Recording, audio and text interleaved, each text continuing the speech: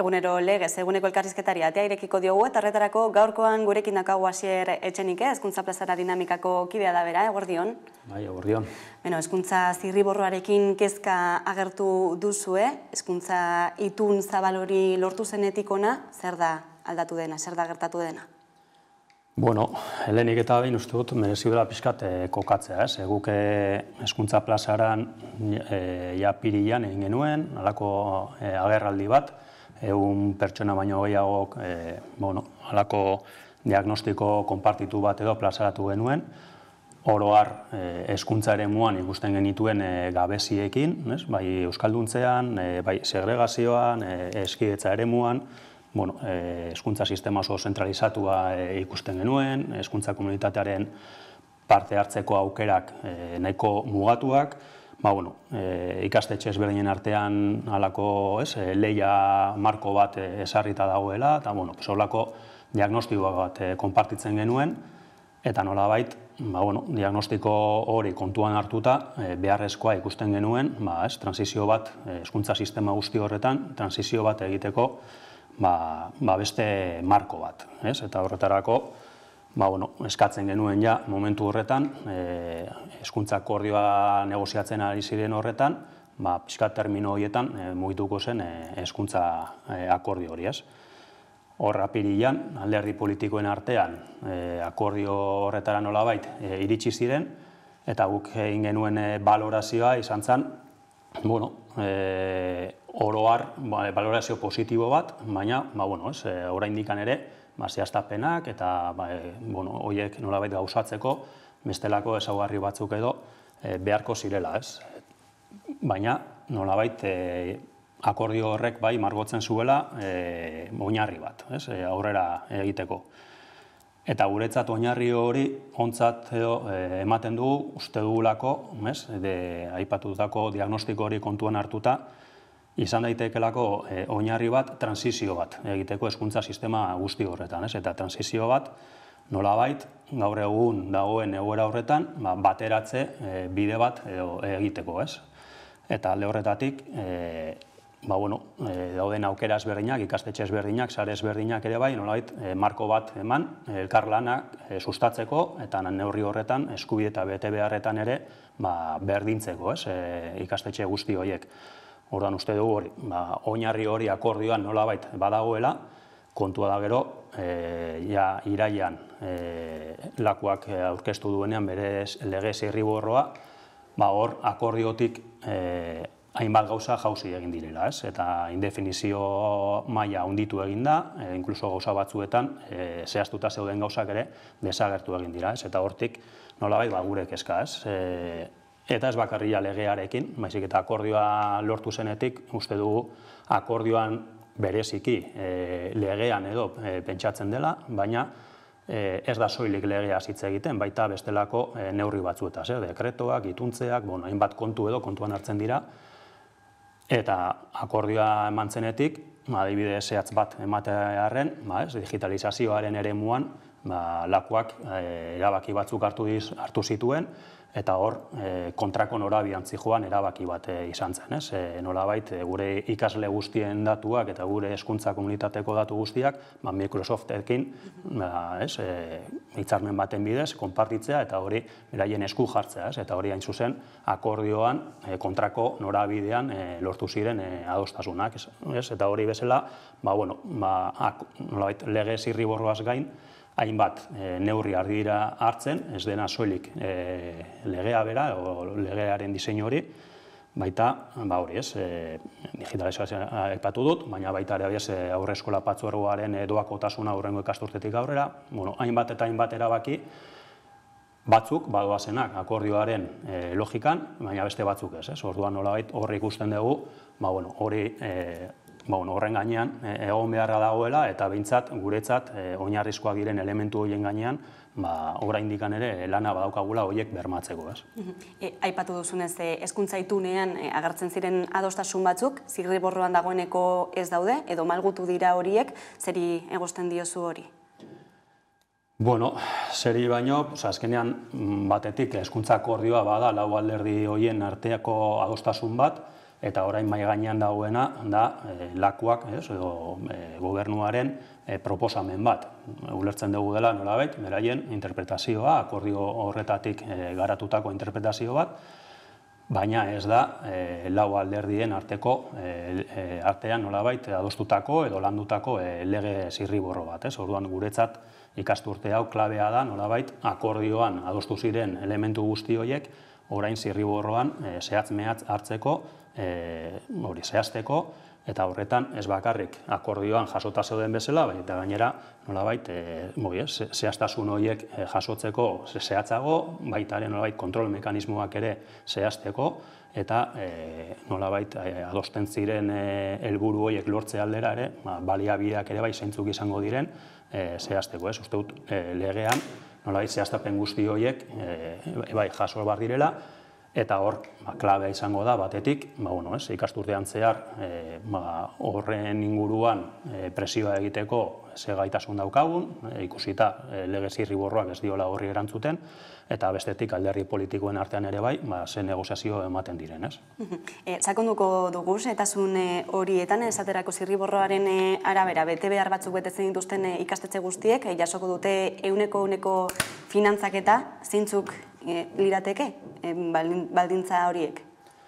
Hori da guretzat kezkagarria den elementuetako bat.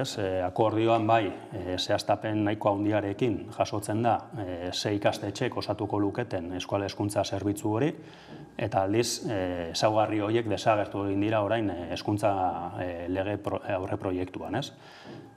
Hor akordioan aipatzen dira doakotasuna, irabazteko asmorik eza, laikotasuna, euskalduntzea, segregazio eza, hainbat elementu, eta momentu honetan mahai gainean dagoen aurreproiektu horretan horiek guztiak ez dira aipatzen, eta besterik gain nolabait hezkuntza zerbitzu horren barruan sartuko dira, esaten da, diru publikoa jasotzen duten guzti horiek, ez?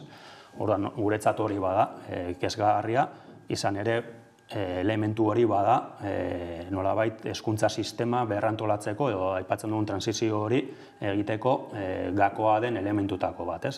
Elkarlan marko bat ezarriko duena, baina elkarlan marko bat zehaztuko duena bete behar eta eskubide berdintasun baterantz. Ikastetxeen arteko bete behar eta eskubide berdintasun horretan. Hortaz, irizpide horiek desagertzen direnean, ulertzen dugu bete behar eta eskubide berdintasun hori ere ez dela bermatzen, eta horrek nolabait kezkatu egiten gaitu. Orduan, uste dugu hori bai ala bai, hezkuntzako legean ere ondo zehaztuta etorri bar dela, eta aldi berean ez bakarrik zehaztuta, baizik eta nolabait kontrol mekanismoak eta ondorioekin ere zehaztuta, ze gertatzen den, helburu horiek betetzen ez direnean, nola kudeatuko da, eta mantentzen diren edo ez diren mantentzen euskal hezkuntza sistema horretan, zerbitzu horretan. Euskararen alorrean ere bada kezka, murgiltze eredua ikastetxe guztietara orokortzea da eskatzen dena hein handi batean, baina zinpututan da legea hori jasotzeko? Bueno, hor ere batetik, bere momentuan ere ondo baloratzen genuen, nolabait irtera profila B2 maila horretan zehaztea minimoki, hortik gora izan aldelako ere bai, baina gutxienez B2 maila lortu behar dutela ikasle guztiak, eta guztiak izate horrek gure ustez bada urrats bat, orain arte guztiek ez dutelako betetzen, inondik inora ere, ja ez bakarrik D-eredua barruan ez dela betetzen, pentsa beste guztiak, eta beste guzti horiek gainera badakigu ez orain, dakigu ja oin dela 20 urtetik ez dela horrela, eta B-ereduek ez dutela maila hori ematen, ez dutela bermatzen irtera profil hori, eta 20 urtetan ez da bestelako neurririk hartu zentzu horretan. Hortaz, guretzat hori helburu bezala finkatzea, bada urrats bat, kontua da orain hori gauzatzeko, hori lortzeko, ze baliabide eta ze tresna jartzen diren martxan. Eta hor, akordiotik lege zirriborro honetara ere bai, egon diren aldaketa batzuk ere kezkatzen gaituzte.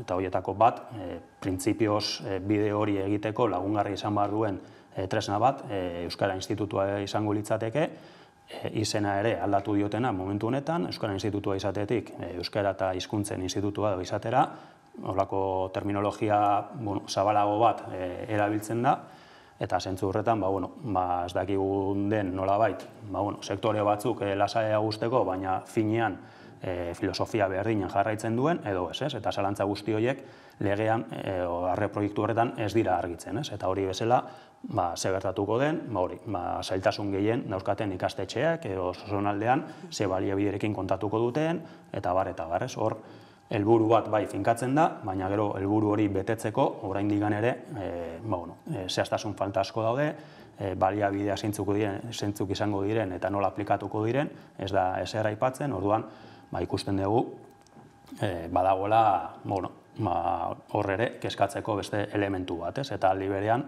aipatzen denean, nolabait hizkuntza ofizialak eta bar, hizkuntza behikularrak edo izango direla, bestelako ezaugarritzari gabe. Hau da, izan daiteke, 2 urtetik gora, edo 3-4 urtetik gora, izan daiteke DBH-en, hori guztia noiztik hasten da, nola eta nola kudeatzen da guzti hori. Orduan, hor izan daiteke atzera pauso bat, zentzu horretan, nolabait hizkuntza euskara eta gaztelaniari adibidez hizkuntza behikulartzat hartzea sistema guztian, edo izan daiteke, euskara ardatz benetan, euskara ardatz bezala hartzen balin bada, eta inkluso aipatzen delako bai akordioan eta legean ere bai, erabilera hizkuntza euskara izango dela hizkuntza komunitatean, ikastetxeetan, irakasleen artean eta bar, hor urrats batzuk ere eman daitezke, baina berriro ere hori, badaude kontraesanak zirriborroan bertan, eta orduan nolabait horiek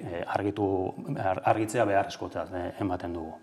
Terminologia kontu bat ere izan daiteke kezkarako motibo hau dena, zirriborroan eredua elean hitza aipatzen delako eta ez murgiltzea esaterako. Hori da, hor batetik uste dut, kontziente izan margarela ere bai, jokatzen dugula lege autonomiko batean. Eta lege autonomiko hori, eta Katalunian ikusi dugu ere bai, kasu honetan LOEren azpian, eta estatu mailako legeen azpian kokatzen da, eta hori da nolabait joko araua. Esaten dugunean transizio hori beharrezkoa dugula, eta aipatzen dugunean ze diagnostiko egiten dugun momentu honetan hezkuntza sisteman dagoen egoera horretaz, horretan sinistuta gaude, bai ala bai urratsak eman behar ditugula. Orduan, kasu honetan ere bai, kontziente izan behar gara, gauza batzuetan, segurazki, eta bereziki terminologian, akaso ezingo dugula, ezingo dela, hainbat gauza nahiko nuken bezala zehaztu edo deitu, bestela sartu gaitezkelako ere bai, epealdi batean, ziurgabetasunez eta barrez. Eta orduan nolabait, uste dut hori ere kontuan hartu behar dugula, baina hala ere urratsak eman behar direla, ezinbestekoa da. Bestela ikusten dugu, azkeneko urtetan euskalduntzea hezkuntza eremutik nola ari den kaskartzen, eta orduan hor urrats horiek eman behar dira. Eta orduan, hor ausardia eta segurazki ere imaginazioa erabili beharko da urrats horiek eman alizateko, tresnak eta finkatu alizateko, baina hortik haratago, terminologiatik haratago oso argi daukagu eta oso demostratuta dago, murgiltze eredu deitu edo beste modu batean deitu, euskara orduak funtsezkoak direla, eta ez ja bakarrik hezkuntza formalean, baizik eta hezkuntza formalean ere bai, eta hor ere sartzen gara eskolaz kanpoko orduetan, jardueretan, eta bar, ikuspegi orokor horretatik abiatu behar gara benetan euskalduntze eraginkor bat nahi balin badugu. Hizkuntza zarago, euskal kulturari buruz edo euskal transmisioa ere ardatz duen euskal kurrikuluma ez da aipatzen zirriborroan? Ez da aipatzen eta legea bera ere bai, apenas ez du kontuan hartzen, hori, nahiz eta lege autonomiko bat izan, ez du kokatzen. Testu inguru orokorrago batean, gure kasuan, Euskal Herriko testu inguruan. Eta guretzat euskalduntzea hitz egiten dugunean bi ikuspegi horretatik egiten dugu. Bai hizkuntzaren jabekuntzaz, baina baita ere gure inguru eta inguru sozial eta kulturalaren jabekuntza horretaz ari gara. Hor ikusten dugulako, askotan aipatzen dugu, euskara ez da ingelesa, eta euskara ez da soilik ezagutza bermatu nahi duguna, baita ere erabilera. Eta erabilera bermatzeko oso argi ikusten dugu azkeneko urteetan, hizkuntza ezagutzaz haratago, erabilerarako ere esparruak eta eman behar direla, baina baita ere referentziak eta euskaraz bizitzeko eta gozatzeko hainbat elementu ere eman behar direla. Eta horretan, uste dugu, kultur transmisioaren eremuan hizkuntza zutabetako bat dela. Euskal kurrikuluma jasotzeko zenbateko tartea dago? Badakigu gaur egun Espainiar Estatuak finkatzen duela edukien erdia. Zein tarte dago hori aldatzeko? Uste dugu, tarte handi bat badagoela. Batetik egia da, Estatu Espainiarretik datorrela esarrita, edo datozela esarrita hainbat kontu, baina bestetik egia da ere bai, geroz eta nolabait, eraldaketa pedagogikoak ematen ari diren neurrian, horrek ere ate batzuk ere zabaltzen dituela. Eta proiektu kalan egiten hasten direnean ikastetxeetan, eta bar, hor gure eduki propioak ere lantzeko hainbat eta hainbat aukera zabaltzen dira. Bai, hainbat herrietan, urte batzuk badara matzate, tokiko kurrikulumak lantzen, udalerrietakoa, berein herrietakoak, hortik abiatuta, Euskal Herriko perspektibara bidea egitea askoz erresagoa da, eta horretarako aukerakoa daude, baina horretarako, segurazki ere, irakaslegoaren formakuntzan ere, arreta jarri beharko dugu, ze irtera profil dauzkaten gure irakasleek hezkuntza edo fakultatetik ateratzen direnean, eta horretan guztian ere bai, horrek arreta berezia behar du, eta horrek antolaketa berezi bat behar du ere bai, ikastetxeen arteko elkarlanean, eta kurrikuluma bera ere bai diseinatzen denean, hori guztiare kontuan hartu behar da, eta horretarako ere tresnak jarri behar dira. Segregazioari nola aurregin, hori ere bada zirriborroaren edo legearen erronka nagusinetakoa. Orain arte dekretu bat onartu berri da, diru publiko ordaindutako ikastetxe guztiek plazak erreserbatu beharko dituztelako ikasle zaurgarri horientzat, nola baloratzen duzue dekretu hori? Gure ustez, dekreto horrek neurri batean erantzuten dio, hezkuntza akordio horri, azken finean, segregazioaren arazoa, hezkuntza kasu honetan, hezkuntza segregazioa, eskola segregazioa badelako, eskuartean daukagun arazo larri horietako bat, faktore asko eragiten dutenak eta faktore askoi eragiten diena, eta horien artean, bai jendarteko kohesioa, baina baita ere euskalduntzean, eta bar, hor, arrakala batzuk ematen ari dira, eman dira, eta urteak dira, eta gure ustez hori bai ala bai konpontzen hasi beharreko elementu bada, eta zentzu horretan uste dugu dekreto horrek jasotzen dituela elementu positibo batzuk, eta urrats praktikoak eta realak ematen hasten dela, baina aldi berean behar dela ere bai, eta lehen aipatzen genuen aritik, elkarlanaren logika hori bultzatzea. Dekreto horrek ondorioak eta eraginak edukiko ditu ikastetxe ezberdinetan, batzuetan positiboak eta beste batzuetan akaso ezain positiboak, edo behintzat sare batzuetan beldurrak eta kezkak sortzen dituenak. Eta hortaz, gure ustez, norabide horretan deno gaude ados, segregazioarekin neurri zehatzak eta errealak hartu behar direla, eta beraz, hor, hezkuntza komunitatean ere bai, urrats horiek zeintzu diren eta nola ematen diren ere bai, elkarlan logika horretatik eman beharko lirateke, ez. Zentzu honetan eta eztabaida publikoan non gelditzen ari dira edo ari da Kristau Eskola?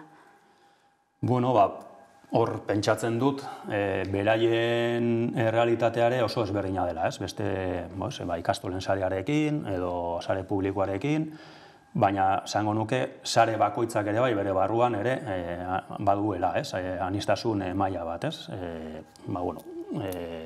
Batzuk izaera publikoagoa daukatelako eta beste batzuk oso izaera elitista daukatelako, ez? Hortaz, Kristau eskoletan esango nuke bi nolabait realidade horiek ere manejatzen dituztela, ez? Oso ikastetxe elitistak dauzkate alde batetik, baina egia da ere, beste alde batetik ere, bai oso eskola segregatua dauzkatela ere, bai, ez? Eta berezik izango nuke, gaur egungo testu inguruan, jetxira demografikoaren eraginez eta segregazioaren logika horrekin, Kristau eskola horiek segregatuak edo segregatuago dauden horiek direla segurazki testu inguru honetan zailtasun gehien dauzkaten ikastetxeak, ez? Hortaz, Ez dakit beraiek ze irakurketa egiten duten guzti honetan, baina segurazki hor badituzte beraien interes partikularrak ere bai, kontu hauetan aurrera egiteko modu batean edo bestean. Argi daukaguna da hori, eta gure ikuspegitik minimo batzuk bermatu behar direla, aipatutako elementuetan, baina honetaz ari garenean, bai euskalduntzean, bai laikotasunean, bai doakotasunean, hainbat elementuetan, eta horrekin bat egiten ez dutenak ezin direla sartu hezkuntza zerbitzu horretan, eta beraz, nolabait, bermatu behar dena nolabait da izaera publiko hori, eta hori bermatzen den neurrian, hor elkarlanerako marko hori indartu, eta ikusi bide egin daiteken guzti horiekin. Baina ematen du zalaparta handiena sortzen ari dela publikoaren eta ikastolen artean, nola ikusten ari zara guzti hori? Nik uste dut hor badagoela ikuspegi ezberdinak batetik, baina gero bestetik, gauza berdinak ulertzeko modu ezberdinak. Uste dut Euskal Herrian hezkuntza eremuan eskumen osoak, edo politika eguneko egunean hezkuntza politikak zehazteko eskumenik gabe gaude, eta horrek eragiten du ditun behar ezberdinei modu ezberdinetan erantzutea. Eta nire ustez, historikoki garatu ditugu modu batzuk, bat ikastolen bidea izan da, baina beste bat ere bai eskola publiko edo administrazioaren titularpean dauden eskola guzti horiek, bietan arazo horiei aurre egin zaie, euskalduntzean, hainbat elementutan, eta sentsazioa bada, plantamendu batzuk beraien artean talkara eramaten dituela, eta gure ustez kontrakoa da, gure ustez da hartzea, sare eta tradizio ezberdin horietatik dauzkaten elementu positiboenak, eta horiek konpartitu. Askotan jartzen dute adibidetako bat, sare publikoan oso ohituta gaude, oso behar ezberdinekin, etortzen diren ikasleekin, programak, esku hartze pedagogikoak eta bar garatzera, eta hor ikasketa prozesu bat egon da urteetan zehar, eta hori lotzen dut baita ere euskalduntzarekin eta beste elementu batzuekin, eta hori orain sare itunduetan doakotasunera balin bagoaz, behintzat itunduetako batzuetan doakotasunera balin bagoaz, beraiek ere segurazki jakintza hori beharko dute. Beste ezaugarri batzuk dituzten ikasleak jasoko badituzte, horiekin nola lan egin, hori ere jaso beharko dute. Eta kontrakoa, euskararen eremuan, euskalduntzean edo kurrikulumean eta bar ikastole daukaten jakintza guzti hori, sare publikoan ere bai, nolabait ustea ere bai, edo konpartitzea, hor urratsak emateko aukera handi bada. Hortaz, gero, bakoitzan ere, baditugu, hainbat elementu, gustatzen ezaizkigunak, eta horiek dira ere bai, indartu nahi ditugunak kontrako norabidean.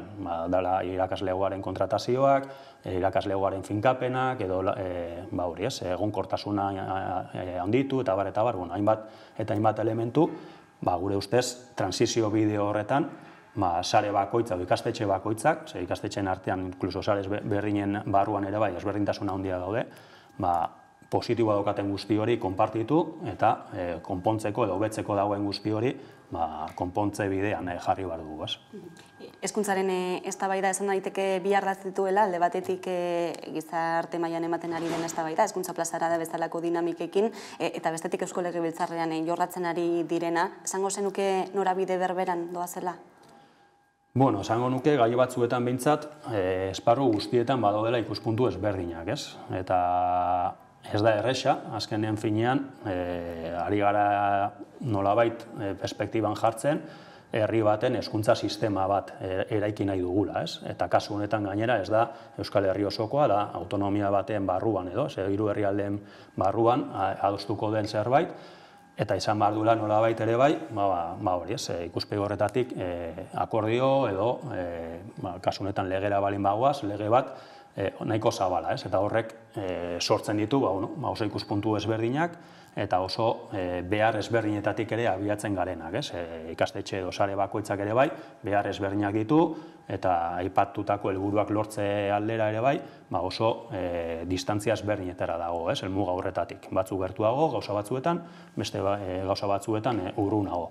Orduan, aniztasun guzti horrek zailtasun batzuk edo sortzen ditu, eta nire ustez, esparru guztietan badago orain eztabaida guzti hori puri-purian, ez? Orduan, guretzat helburua bada, nolabait guzti hori eztabaida eman bai, baina gehiago hori, ez? Elkarlan, logika horretan, urratsak ematea, aipatutako diagnostikoagatik. Benetan, beharrezkoa delako urrats horiek ematea, bestela atzera egingo dugulako, oraindikan eta gehiago, ez. Dena dene, arlo politikoan ez dakit ikusten duzun agian alderdi politikoren batek indar edo pizu gehiago izan baduela besteekin alderatuta. Hor, realitateare bada, azken finean, gobernuan daudenak gehiengo absoluto badaukatela, ez? Eta hor, EAJ eta PS daude, berez, beraie bakarrik hezkuntza legea horrela atera ahalko lukete, baina nik uste dut, konstiente direla ere bai, bai maila sozialean, bai oroar, politikan ere bai, lege hau, aurrekoaren nola replika bat balin bada, iraupenari dagokionean, beste 20-30 urtez iraungo duen lege batetaz ari garela. Hortaz, ez dela nolabait nahikoa egungo gehiengo konjuntural horrekin legea aurrera ateratzea eta alde horretatik zabalago behar duela izan. Eta gero ja hor dago, bai politikoki, bai jendartean, egon daiteken indar korrelazio horrek noraino eramaten gaituen aipatutako helburu horiek betetze aldera. Elkarrizketa guztian zehar aipatutako zehaztasun falta guzti hauek aldatzeko eta zehaztasunak lortzeko zenolako epeetan mugitzen gara, zenolako tartea dago? Guk gure lan dinamikan aurtengo ikasturterako oso argi ditugu nolabait bi epealdi, bat orain, hemendik eta Gabonak, Urtarrila tarte horretan, mahai gainean dagoen zirriborro horren gainean ari gara lanean, eta hor nolabait interpelatu zuzena gobernuan dauden alderdiak dira, beraien lege zirriborroa delako, eta orduan ikusiko dugu hor, hainbat elkartek eta mugimendugia dagoeneko ekarpenak egin dituzte, eta ikusiko da, Gabonen bueltan, Eusko Jaurlaritzatik ere bai, ze erantzun ematen zaion horri, lege zirriborre moldaketa dituen edo ez. Eta gero, hortikan aurrera, bigarren denbora bat edo zabaltzen da, legebiltzarrean lege aurre proiektu hori sartzen dutenean, orduan ja, beste fase bat zabaltzen da, eta uste hor ere bai garrantzitsua izango dela, nolabait presio hori egitea, edo zein delarik legebiltzarrera eramaten den lege hori, ondoren ere bai moldaketak egiteko aukera egongo delako, alderdien artean ere negoziaketak egongo direlako, eta bar, eta hor, presioak ere bai, eragile ezberdinak ere bai, norabide ezberdinetan joango direlako ere bai, batzuk ez dute, adibidez, euskalduntzearen eremuan urratsik eman nahiko, beste batzuk bai, hor ikusi beharko da ere bai, ze gaitasun daukagun lege horren zehaztapenetan, norabide batean edo bestean joateko, baina gure irakurketa hori da. Momentuz irekita dagoela eta orain dela momentua presio hori egiteko nahi dugun hezkuntza legea onartu dadin. Ziar Etxenik Hezkuntza Plazara Dinamikako kidea. Eskerrik asko gaurkoan Hamaika Telebistara gerturatzeagatik. Zuei. Hurrengo arte.